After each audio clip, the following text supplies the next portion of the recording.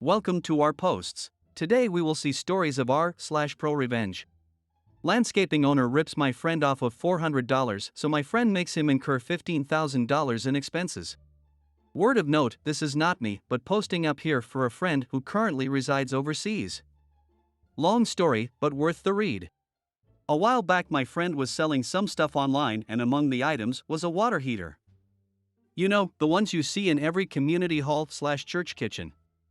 It was in working condition. He threw it up online for $150 and got an email from a person who runs a landscaping business saying he'll give him $100 cash today. Done. 2 weeks later, he got an email saying that it's not working. Weird.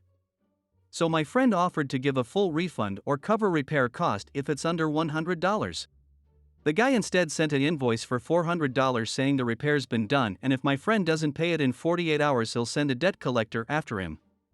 He paid it, out of fear, and emailed him the confirmation. The landscaping owner then emailed back saying this is the price you sometimes have to pay when selling second-hand electronics, followed by a "have a great day, don't let this hold you back" with a smiley face at the end of the email. A month later my friend was in a bar and he overhears a girl talking about how her boss, who runs a landscaping firm, screwed over some dumbass selling a water heater. My friend said, "Oh damn, I gotta hear this, do you mind if I join your table?"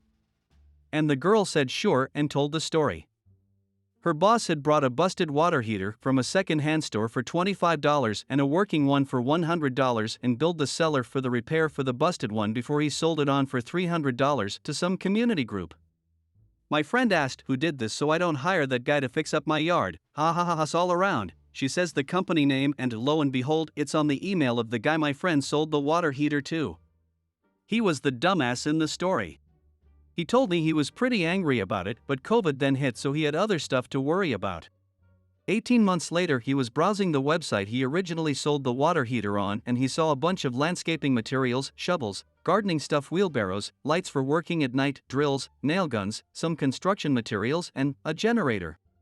Now, in my friend's location, apparently, if you're selling a generator then you need to have a warrant of fitness for it, proving that it works, it's safe, no flayed wires, etc. etc. Most people ignore it, and he saw that this generator is being sold by the landscaping firm.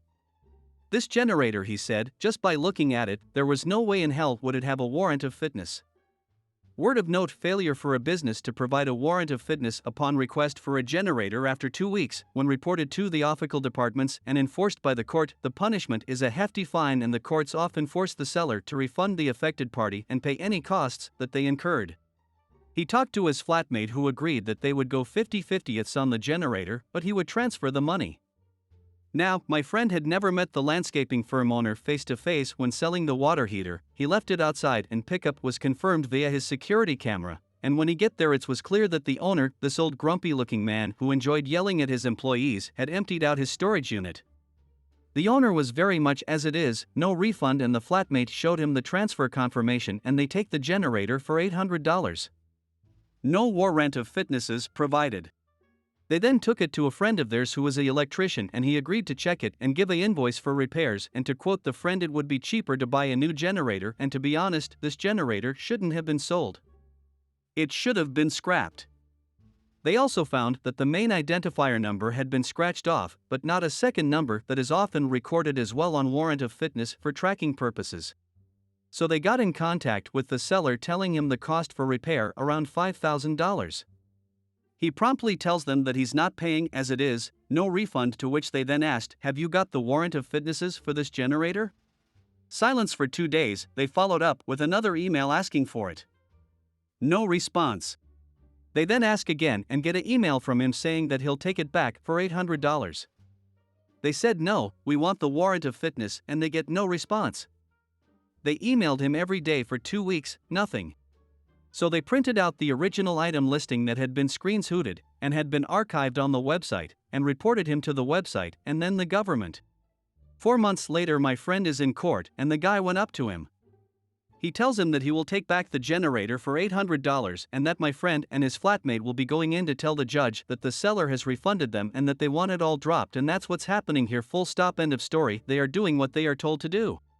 My friend said no. So they went into the courtroom and it's over very quickly.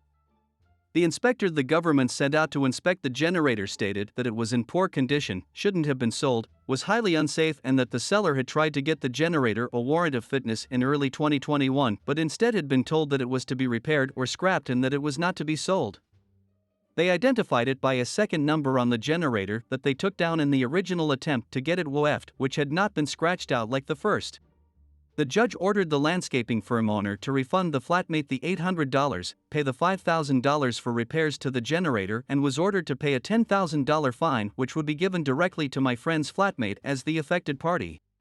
When they left the courtroom, the owner was furious and told them that under no uncertain terms was he paying them a penny more, and that he couldn't understand what he had done to deserve such treatment. To which my friend said, "Remember the water heater?" He gave him a very confused look. "Remember the water heater you brought for $100? Well, I do, because I sold it to you, and I know that you had a different one repaired and invoiced me for it." His jaw was on the floor, and to hit it home he said, "It's a B, isn't it, when what goes around comes around, especially when it accumulated interest.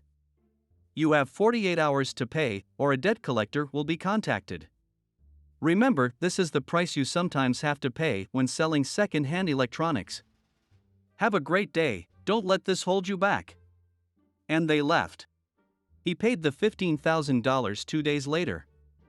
My friend and the flatmate split the $10,000 50/50 as they agreed, combination of rent payments and study stuff. The generator they got repaired and then got a warrant of fitness for it before selling it for $1,000 with a newly replaced identifier number. They then went out for a wonderful dinner and night out in town.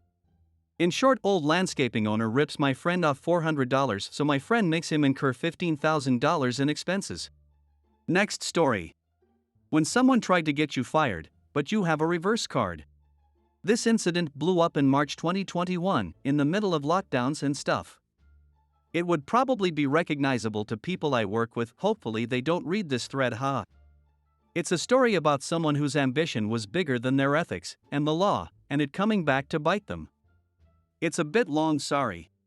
At the time, I was working as a manager in a mid-sized business. While I was there, I was assigned a new member to my team. I'll call her Evil. Evil was in her mid-20s and was pretty fresh out of college. She was the kind of person who could talk your ear off about all of her ideas and plans and what she was working on, but never really seemed to have anything to show for it.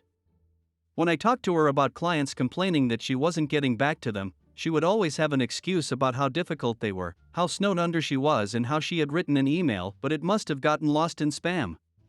So on and so forth. Basically never her fault. It got to the point where after one of our monthly meetings I called her in and explained that if she couldn't get her tasks done she needed to let us know so we could help delegate resources to make sure things weren't slipping through the cracks. I'll admit, I was pretty direct. Her performance was impacting the whole team, and my job was literally to keep the team on track. I get that people can be under pressure, that there can be stuff going on at home which impacts work, and that sometimes people need a bit of help, but if every time I ask about a project you say yep, everything's good, I've got it under control, and then it all falls apart and your only response is to blame the client, we have a problem. I explained that I wasn't going to start formal performance management or anything like that, but from now on I'd like her to check in with me on Monday mornings for 10 minutes to go over objectives for the week and to check if she needed support with any of her clients. I know it isn't fun to be micromanaged, so I tried to keep these check-ins short and mostly just offer assistance on stuff. She clearly hated my guts though, and apparently was hatching her own ProRevenge. Now part of my role included use of a purchasing card, which wasn't in my name but I had access to. I was given the card to basically make small purchases for the office or spend up to $500 on clients. The card was kept in an office I shared with another team manager, where we both could access it when we needed it. One day I get a call from accounts asking about a few abnormal purchases on the card. A Photoshop subscription, a couple of Uber Eats orders, an HBO subscription, etc. I say I don't know anything about them and they should check with the other team manager. Apparently, the other team manager didn't know anything about them either, because after the weekend I get called into the big boss's office. After my colleague and I had denied involvement, accounts had started calling Adobe and Uber and stuff to find out where the transactions were coming from. They said that not only were the accounts in my name, they were registered to an email address with my name in it too, for example word.roll3 at domain.com or something. I can't describe what it felt like to be in that meeting. I felt physically sick. I couldn't work out what was happening. I was so shocked I didn't know what to say. I felt like I was about to get fired, and I couldn't understand how that was even possible. The director was going on about how access to the card was a privilege and that I had signed an agreement about appropriate use, and so on and so forth. I denied that I had been using it inappropriately, and the boss listened, but I could tell he wasn't that convinced. To be honest, in my head I was gaslighting myself and worrying that I had somehow saved the card in Google and maybe my wife had been accidentally using it or something. It was terrible, and I found myself apologizing and saying, "I don't know how this happened. I assure you that I know that none of those expenses are appropriate uses of company funds. There must have been some kind of mistake. Can I please have the details and look into it, etc., etc." When I finally got out of that office, job still intact, barely, Evil was waiting for me at my office door. She was grinning from ear to ear and sweetly explained she had been waiting for our morning meeting. I told her something had come up and we'd do the meeting tomorrow, and she said, "Oh, will you be in tomorrow?" Confused, because I didn't know I was in a ProRevenge thread at the time. I just replied, "Yes, why would I not be in tomorrow?" And she just sipped her tea and said, "Oh, no reason," turned around and went back to her desk. Something felt off, but I was still worrying about what had happened with the boss, so I spent the next couple of hours calling my wife, calling Adobe, and doing the same legwork that accounts had done. It became very obvious that someone had been using my name and the company card to spend a bunch of money online. Had I been hacked or something? Personal info on the dark web, and these hackers just really wanted Photoshop and Wendy's delivered? It was the Uber Eats that was her undoing. After getting on the phone and talking through what had gone on, and obviously giving my name for the account and everything, the fellow on the phone told me where the food had been delivered. It was in our city, which made me rule out straight away any notion of my data being sold online or something. Now I was suspicious and pissed. I don't like to think the worst of people, but now I was. Listening to my gut, I pulled up Evil's employee information and checked her address. I pulled it up on Google Maps, dropped a pin on her place, and then looked for the address Uber Eats had given me. It was the corner of her effing block. I was furious. When she left work for the day, I got it to give me access to her laptop. Sure enough, when I opened up her domain.com account, under her listed accounts was word.roll3 at domain.com. There were some things she had been smart about. The IP address she had been using was the office, which would have tied back to me. She had even had the food delivered to a different address. She had even made a fake email address. But saving her passwords on a work computer was a mistake. I called the boss that night and explained what I had found, and kept the IT guy with me to support the fact that I hadn't just logged into her computer and made it all up. The next day, the boss called her into the office and fired her so bad there were red trucks lining up outside the building. When she teary-eyed left his office, I made sure I was standing in the hall sipping a cup of tea. It had gotten cold while I waited for her, but still tasted sweet. I hope she went home that night, because if she did, she would have received some nice Goodbye Wendy's delivered by Uber Eats.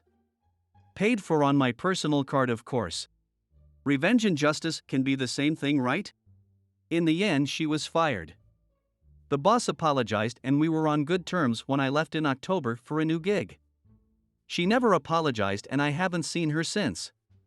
The boss decided not to get police involved, and neither did I, just didn't want the hassle. I hope you guys like this video. If you did, make sure like, comment, share and subscribe the channel or posts.